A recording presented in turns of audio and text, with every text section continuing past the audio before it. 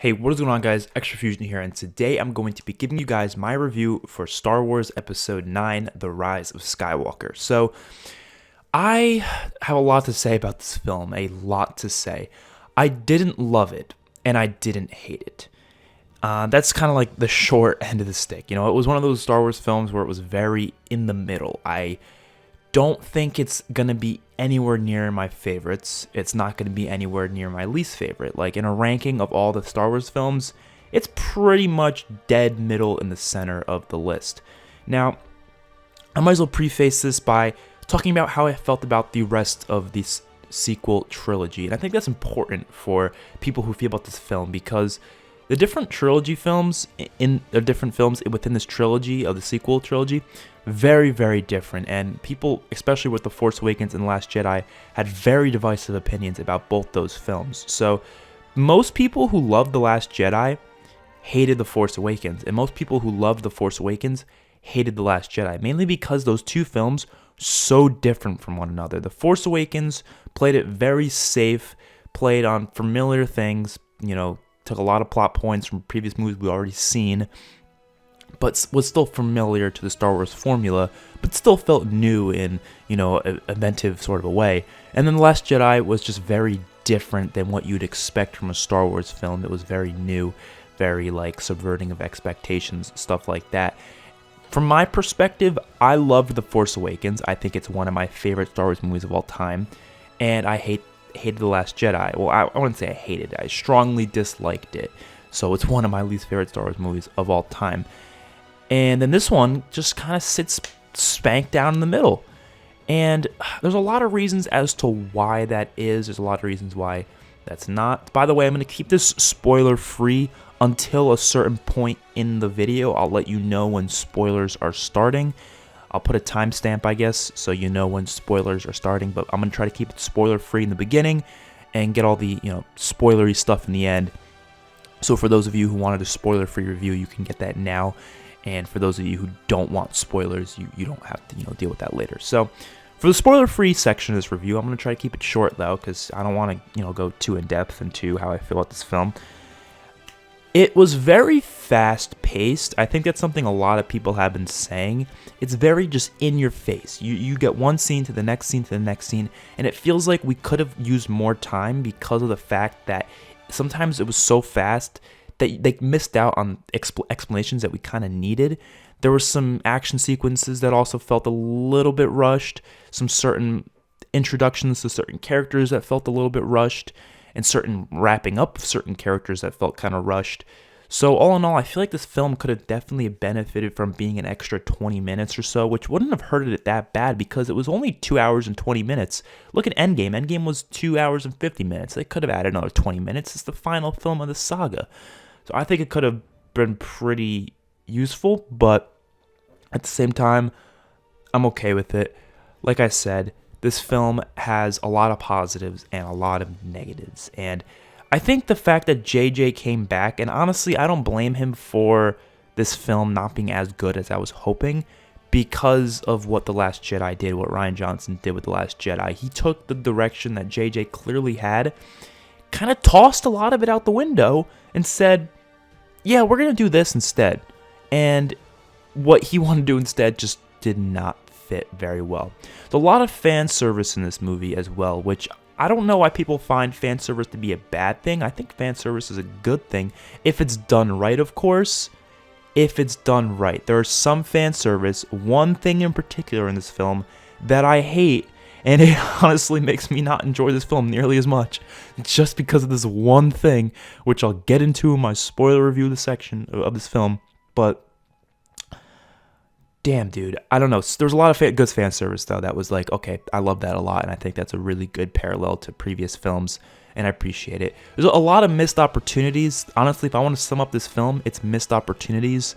A lot of cool things that could have happened, a lot of interesting story elements that could have happened, but they kind of just brushed over it and said, nah, whatever, we won't do that, which kind of is upsetting to me.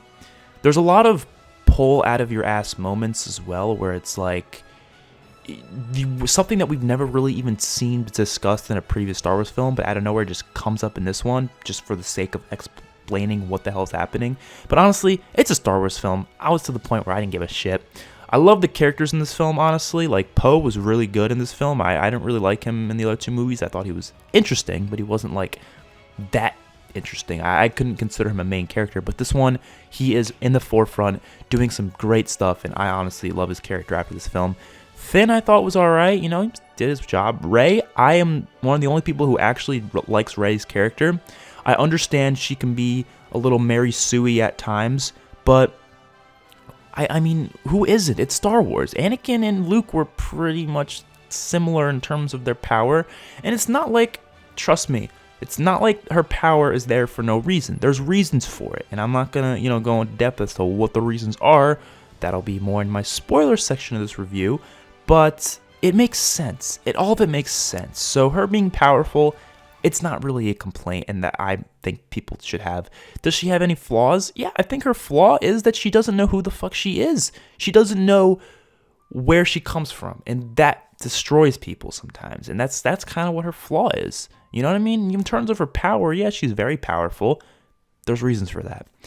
So anyways, of course, everything else, like the directing, the actions, how it looks, the film looks amazing. Obviously, it's a Disney Star Wars movie. It's gonna look amazing. But that's it. Let's get into the spoiler section of this review. And I'm kind of excited to talk spoilers. So first things first, I fucking called it. I knew that Rey would be some sort of a Palpatine. I didn't think personally it was going to be like a granddaughter of Palpatine, which I'm honestly kind of skeptical about that. Like, when the hell did when did he have kids? We never saw him with a wife. When did he just have kids out of nowhere? That made no sense to me, but it would be nice if it was explained a little bit better, but it really wasn't. But I was hoping, honestly, that it was going to be more similar to how Anakin was created, because if you guys have read the comics, and I'm pretty sure this is canon, Palpatine actually created Anakin. He was the one to actually impregnate Shmi Skywalker, right? And therefore had Anakin. That's why he was the chosen one, and why his midichlorian count was so high and all that stuff. I was hoping it would be the same deal, that just he impregnated Rey's mom or something, and that the dad was just like there. It wasn't actually Rey's dad. It was just like someone who was married to the Rey's mom who impregnated her. But it was from Sheev's powers, I guess. Sheev, I'm calling him Sheev now. Palpatine, his abilities, his dark side abilities to basically impregnate someone and create life. That's a thing in the comics. I was kind of hoping it would be more along the lines of that, but it was just the fact that she's her granddaughter. His granddaughter, which I don't know. I just don't really understand. It kind of feels too similar to Return of the Jedi or Empire Strikes Back with the "I am your father." I mean, at least we didn't get like the "I am your father" line. Like, imagine if we got. I'm not gonna lie. I would have cringed hard if we got the "Rey, I am your grandfather." That would have actually been really, really like terrible. But I'm glad they didn't go that route. But I don't know. They didn't explain it good enough for me personally, for me to actually be like, yeah, that makes perfect sense. You know what I mean? I was hoping for a lot more with Palpatine. Not in terms of his story, because other than what I just mentioned there, but I think the way he looked and stuff, that was cool. I was hoping they just did more with him. Like, I feel like he didn't do much. Like, he took their, like, power out of them or whatever, and then he became this, like, mad. He was like, oh, I'm all of the Sith in one or something. That was badass. And I don't know what the hell they have against lightsabers, but give Palpatine a goddamn lightsaber. I told my friend this. We were watching the movie. We had amazing seats, and it was one of the best theater experiences I've ever had in terms of the theater. It was a really new one. It was really nice. But I was telling him, they better give Palpatine a lightsaber. A nice, red, awesome lightsaber. And I don't give a shit if it's not his lightsaber from episode 3. Whatever. He lost his lightsaber, I guess. Whatever, because he didn't have an episode 6. He literally clones things. He clones things. You don't think he can make his own goddamn lightsaber? Like, this movie would have been, like, from where it is now to probably, like, a movie or two higher on my ranking. This is all I needed to see, was that scene happening, right? But instead of Palpatine just going with electricity, through his hands. I would have thought that would be so much cooler if he just puts his arms to the side and two lightsabers come flying from two different directions, and they're like, and they're just red, nice beaming red, and they're like dope ass looking lightsabers. And he had a duel against Kylo Ren and Rey, and Kylo has the blue lightsaber and Rey has the other blue lightsaber because she had two. Like when Ren threw his lightsaber off of the Death Star destruction thing to the water, I was kind of pissed. I was like, so we're never gonna see a lightsaber again? But it was symbolic, so I was like, okay, it could work. And then we see Leia's lightsaber, which I thought that was awesome. I can't tell you how happy I was to see Leia's lightsaber. I was like, dude, that made me happy. But then I was like, oh, perfect. That means Ren is gonna get one of them. Rey is going to get the other one. They're going to confront Palpatine. Palpatine's going to whip out a lightsaber. And we're going to have some awesome-ass duel. Palpatine's going to do some spins and shit. And no, he just electrocutes Rey, and then Rey holds it back and then ends up defeating him. What? Come on now. This is the final film. Lightsaber duels, I'm going to be honest, one of the best parts of Star Wars. For sure. It's one of the reasons this show this franchise is so popular. Trust me, the lightsabers have added a big part in that. Why are they so afraid to give us a dope-ass lightsaber duel? Like, we had one in this film. It was cool. But imagine how dope that would have been. Or even, you know what? Whatever. He doesn't have a lightsaber. Sure. At least give us some sort of a longer, like, fight sequence between them, instead of Ren just getting tossed off the side and not really doing much in terms of defeating Palpatine. I think it would have been a lot cooler if Rey and Ren, whatever the hell you want to call him, defeated Palpatine together rather than Rey just doing it on her own. But at the same time, it wasn't really on her own. It was kind of all the Jedi in her. That was a really cool line, how she said, and I'm all the Jedi, or something like that. I thought that was a really cool line, actually. I was impressed with that dialogue. But I feel like Palpatine died a little too easily, basically. And we know that there's some really, and they really could have done more with this fan service, not gonna lie. They could have given us clones of Snoke, Vader. Imagine that. Imagine a clone of Vader there. I mean, look, I know you might be like, that's stupid, but they're already going for some crazy shit in this film. Why the hell not? Imagine how dope that could have been, how cool that could have been.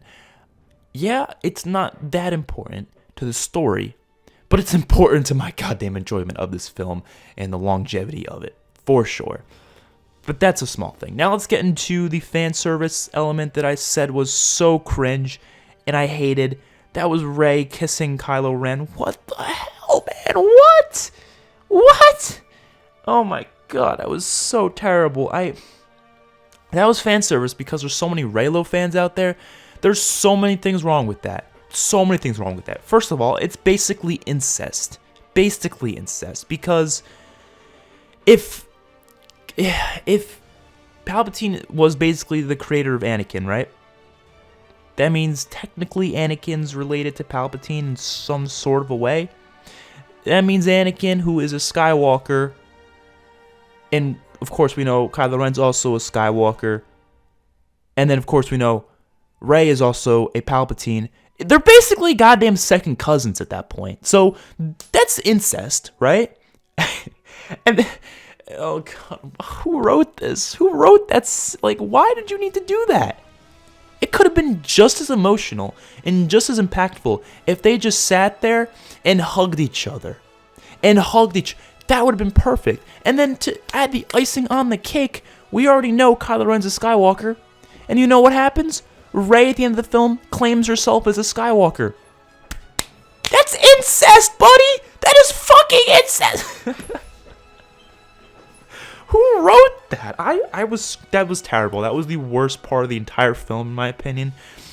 But there was some great stuff. I know I've been just complaining so far, but I've only seen it once. I'm gonna see it again, but you know, for what I've seen so far from the first watch, that's one of my biggest complaints, is that scene alone. It was just cringe. It felt like it was so forced. Why do they have to write this? It's like they're writing it for goddamn teenage girls. Oh my god. Okay. Now, you know what? Let's get into some good stuff. So the pacing of the film, like I said, was really fast, but sometimes that actually made it good because you weren't spending time with, slow-paced sequences. It was, especially in the first act, I think the first act was one of the strongest acts of this film. I really do.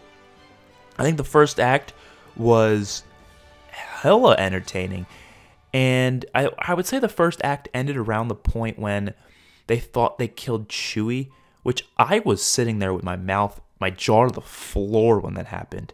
When Rey, we thought, accidentally killed Chewie, I was sitting there like, are you for real?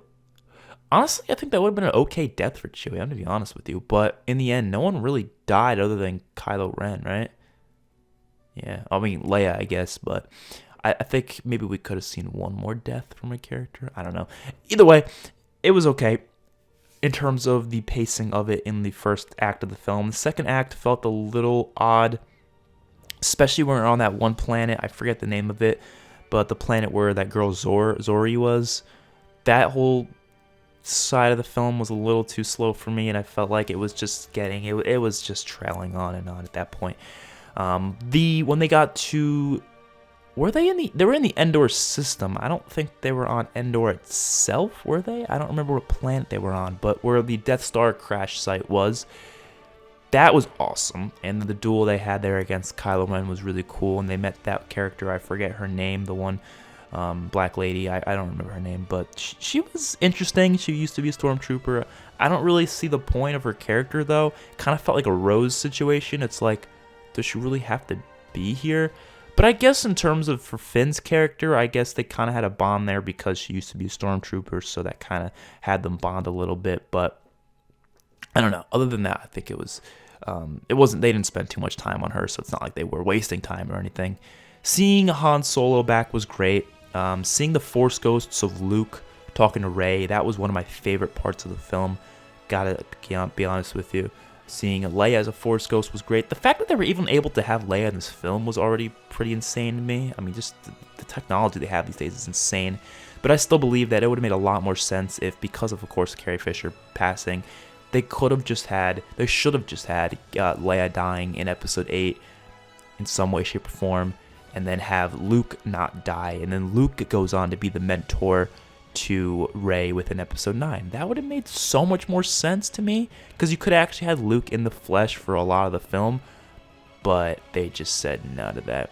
Having all the Force ghosts talk, which I don't know if they're all Force ghosts, but having a lot of the past Jedi talk to Rey, I thought that was cool, but I honestly would have rather seen some more of them in the flesh. I mean, you might be wondering, oh, they couldn't get the actor back, but they CGI'd tons of things in this film. They could have CGI'd the characters for sure, and all I need is the rights to the person, which I don't know if they needed it for the voice, but honestly, all they needed was just the rights of the actors themselves, and that probably doesn't cost too much, and it's Disney. They have all the money in the goddamn world, so I think that would have been cool if we had Force ghosts of all the Jedi there at the end, or at least most of them.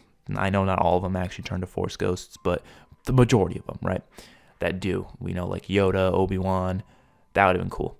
And Anakin, of course. Well, that would have been so dope to see Anakin back, and I think it would have been great to see Anakin even talking to Kylo Ren, but we didn't see that, unfortunately. But we saw Han Solo back in like a memory sort of form for Kylo Ren, which I like that a lot, actually. I was confused at first because I was like, he can't be a Force ghost, so what the hell?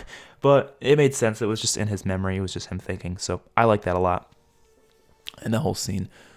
And then we get to the final act of the film, which was some of the best space battles in Star Wars history. Like that space battle against all those First Order ships and stuff like that. That was awesome. All of that was so cool, and how they dropped the transports onto one of the ships, and they were like just going across it. That was really cool. The way they handled Rose in this film, I thought was actually pretty good. Like they actually made her not really obnoxious, and she was actually kind of interesting. I'm gonna be honest with you. I was like, yeah, I'm down for this character right now. I mean, I didn't like her in Last Jedi, but she didn't bother me in this film. Maybe because she wasn't in much of it, but it was still enough to the point where it was like, you know, yeah, that was cool to me. So I liked that a lot. A lot of the stuff I liked, what also was filled up with, like I said, disappointments and missed opportunities, like Palpatine not having a lightsaber. Stuff like that is just missed opportunities. I love how they ended it with Rey and the binary sons. I like that a lot. And the music was great as well. I mean, you can't complain about soundtrack. Like, that's not even like a proper pro to get movies anymore, because almost every movie has a pretty phenomenal soundtrack. I mean, especially in Star Wars, John Williams is a god. So I was really happy. But I was also a little disappointed in terms of the fact that we didn't hear Duel of the Fates. I was like, why not?